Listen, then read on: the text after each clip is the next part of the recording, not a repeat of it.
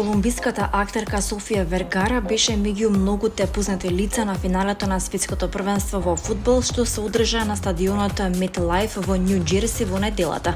Тај го гледаше надпреварот помеѓу Шпанија и Аргентина, кој заврши со победа на шпанците од 1-0 во друштво на својот син Маноло, новото момче Даглас Шабот и пријателите. Вергара сподели серија фотографии и видеа од финалето на својот Инстаграм профил. За жешкиот елитен ден актерката избрала кафе автоп со длабоко деколте, фармерки и бели патики, а комбинацијата ја комплетирала со очила за сонце. Звездата на серијата Модерно семејство позирала со својот 34 годишен син Маноло Гонзелас Вергара и пријателите, а објави и неколку селфиња со своето момче Даглас Шабот. На една фотографија Софија и Даглас се пригрнуваат, додека во позадина трае надпревар. Во објавата таа ги означила и своите пријатели Луис Балагер и Алехандро Асен, а со едната фотографија напишала возбудата од светското првенство. Вергара накратко се појавила и во преносот од надпреварот на телевизиската куќа Телемундо, за која претходно снимила промотивни кампањи со актерот Овен Вилсон. Во разговорот за списанието People, таа признала дека нејзиниот најголем предизвик во текот на првенството бил да обезбеди доволно билети за членовите на семејството. Ќе биде убаво што ќе гледаме неколку надпревари заедно, ќе се дружиме и ќе го собереме семејството, но не беше лесно да се одлучи кој ќе ги добие билетите, рекла таа низ смеа. Актерката додала дека ваквите сладки грижи сепак се дел од целокупното искуство. Фронтменот на рок групата Меморија, Петар Георгиевски, познат како Пиро Камиказа, објави дека пред неколку дена доживеал незгода додека возел велосипед на киот на Вардар. По судир со трчач, музичарот завршил во ургентниот центар со потрес на мозокот, со 4 конци на главата и повеќе нагмеченици.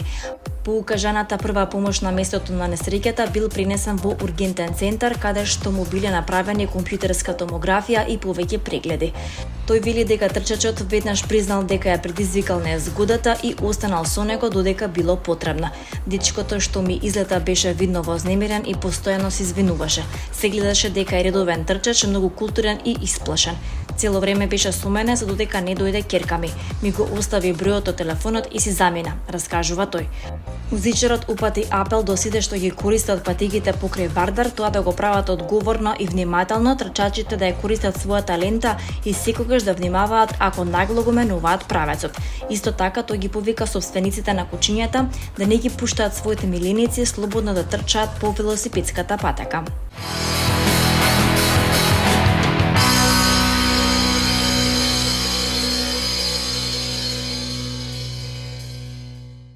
Фолк пејачот Борче Наумовски, министерот, одбележува 30 години музичка кариера. Тој ќе одржи концерт утре вечер од 20 часот и 30 минути во Хераклија во Битола. Познатиот фолк пејач вели дека е среќен што ќе пее на голем јубилеен концерт со кој одбележува 3 децении успешна работа, посветеност и траење на музичката сцена. Публиката ќе има ретка можност на една сцена да ги види и слушне некои од најпознатите имиња на македонската народна музика. Гости ќе бидат неговите колеги Татјана Стефановска, Даниела Темелковска, Маријан Коцев, Миле Кузмановски, како и дуото Соната.